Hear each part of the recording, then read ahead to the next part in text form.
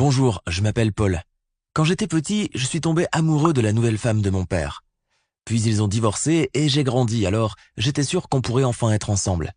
Mais elle s'est servie de moi et m'a ensuite largué pour mon père. Mes parents ont divorcé quand j'avais 10 ans, mais ils ont su garder une bonne relation entre eux, de sorte que ma vie a à peine changé. Je veux dire que je passais la moitié de la semaine avec ma mère et l'autre moitié dans le nouvel appartement de mon père. Quelques années plus tard, il s'est marié une deuxième fois. Lily était très jeune, alors je ne pouvais pas l'appeler ma belle-mère. C'était plutôt une bonne copine, mais adulte. On s'amusait vraiment bien ensemble, on jouait à des jeux vidéo ou on regardait la télé. Elle a même convaincu mon père de m'acheter le chiot que j'ai toujours voulu. Ce n'est pas étonnant qu'à un moment donné, avec l'adolescence et visiblement les hormones qui se mettent en route, j'ai commencé à ressentir une attirance pour Lily. Je ne pouvais pas m'empêcher de penser à elle tout le temps. Je voulais passer chaque seconde avec elle, alors à chaque fois qu'elle préparait le repas par exemple, je me précipitais dans la cuisine pour l'aider. Ou bien chaque fois qu'elle allait au centre commercial pour faire des courses, j'allais avec elle en lui disant que c'est moi qui porterais les sacs. Mais en plus, j'ai commencé à être jaloux de mon père. Quand il serrait Lily dans ses bras ou l'embrassait, j'avais l'impression d'être en colère contre lui et je détournais le regard. Je me souviens d'une fois, le jour de la fête des mères, où mon père et moi avions décidé de faire un gâteau pour Lily. Elle était vraiment contente quand on le lui a donné, mais tout à coup, mon père a sorti un collier de sa poche. Je me suis senti super humilié parce que moi, je n'avais rien de valeur à lui offrir. Alors j'ai couru dans ma chambre, je me suis jeté sur le lit et j'ai commencé à battre l'oreiller si fort que les plumes se sont éparpillées partout. Puis mon père et Lily étaient sur le point de partir pour un voyage d'1 mois en Écosse. Elle en rêvait depuis longtemps. J'étais terriblement triste. Je n'allais pas voir l'amour de ma vie pendant tout ce temps. Mais en plus, je me sentais furieux contre mon père puisqu'il me l'enlevait. J'étais si énervé que quand ma mère m'a passé le téléphone en disant qu'il appelait pour savoir ce que je voulais qu'il me rapporte, j'ai refusé de lui parler. Bien sûr, personne n'a compris ce qui m'arrivait à ce moment-là, et j'ai décidé de ne parler à personne de mes sentiments. Et puis les choses se sont améliorées. Je ne sais pas, c'est peut-être parce que ce truc de loin des yeux, loin du cœur fonctionne vraiment, ou parce qu'on avait une nouvelle dans notre classe, Robin, qui apparemment m'aimait beaucoup. J'ai commencé à faire abstraction de mes sentiments pour Lily, et j'ai même arrêté de rêver d'elle la nuit. Robin et moi avons commencé à traîner ensemble, et j'ai remarqué que je n'étais plus en colère contre mon père. Mais ensuite, quand le moment est venu pour eux deux de rentrer de leurs petites vacances, mon père est rentré seul. Apparemment, Lily avait tellement aimé l'Écosse qu'elle avait décidé d'y rester. Mais mon père ne pouvait pas à cause de son travail et tout le reste. Ils ont réussi à poursuivre leur relation à distance pendant près de 6 mois, mais ils ont fini par divorcer. Évidemment, Lily et moi, on ne se fréquentait plus, mais je la suivais toujours sur les réseaux sociaux, et je voyais qu'elle s'en sortait bien en Écosse, et moi, j'étais plutôt heureux avec Robin. Bien sûr, ma petite amie n'a jamais rien su de mon béguin pour la femme de mon père. D'ailleurs, c'était assez sérieux entre nous. Et quand on était sur le point d'obtenir notre diplôme, on avait déjà commencé à planifier d'aller dans la même université tous les deux. Et un jour, pendant qu'on se promenait en ville, j'ai soudain remarqué Lily de l'autre côté de la rue. Elle s'était arrêtée devant la vitrine d'un des magasins, et j'ai ressenti une étrange sensation, tu sais, comme quand tu es dans des montagnes russes. Je n'arrivais pas à croire qu'après tant d'années, je la voyais à nouveau. Et j'avais vraiment envie d'aller lui dire bonjour. Mon Dieu, elle était ravie de me voir, et on s'est serré dans les bras, et je n'ai pas pu m'empêcher de lui dire qu'elle était encore plus belle qu'avant. On a discuté brièvement, et on a convenu de déjeuner ensemble le lendemain, puis elle est partie parce qu'elle avait des courses à faire. J'étais là, je me sentais pousser des ailes, quand j'ai soudain entendu Robin dire mon nom. De toute évidence, je m'étais laissé emporter par mes émotions en voyant Lily.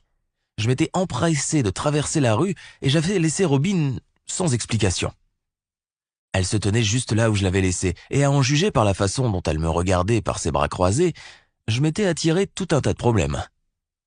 Visiblement, pendant que je parlais à mon ex-belle-mère, ma petite amie bouillonnait de jalousie parce qu'elle n'avait aucune idée de qui était cette jeune femme.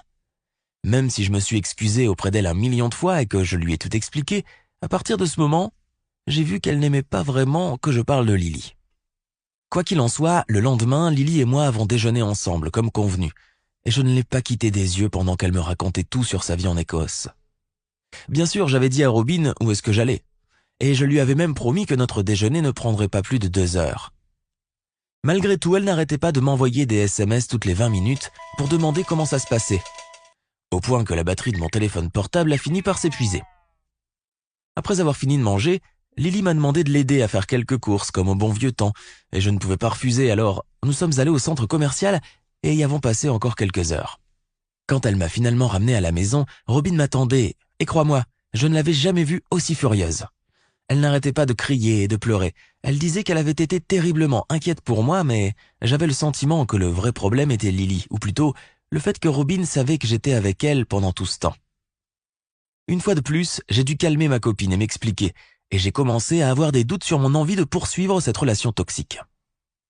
Plus tard, comme mon ex-belle-mère et moi avons continué à nous envoyer des SMS, et que je voulais vraiment la revoir, je n'ai pas eu d'autre choix que de cacher tout ça à Robin.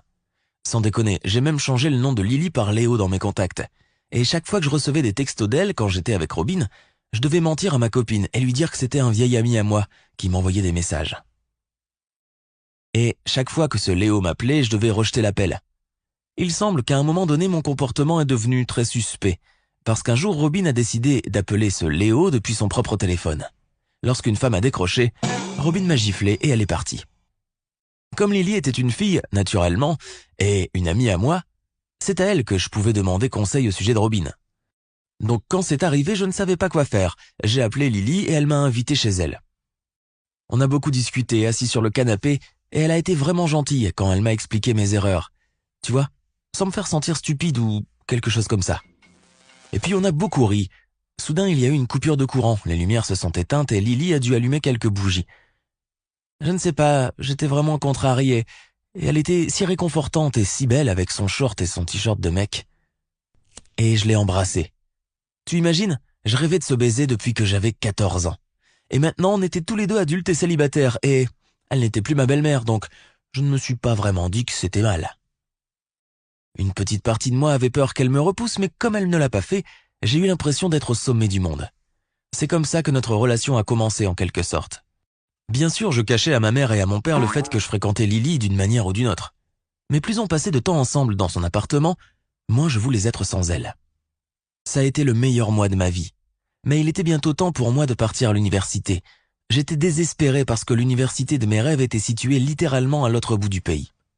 J'avais toujours voulu devenir architecte, et le fait d'aller là-bas allait multiplier mes opportunités pour mon futur emploi. Mais j'aimais tellement Lily que je pouvais à peine respirer sans elle. Après beaucoup de réflexions et d'hésitations, j'ai décidé de changer d'université et d'aller à celle qui était située dans notre ville. Il y avait une fac d'architecture, mais je me suis dit que le journalisme, ça pouvait aussi être intéressant. Alors, quand j'ai eu la réponse qu'il m'acceptait, j'ai décidé de faire une surprise à Lily, et je suis allé directement chez elle sans la prévenir.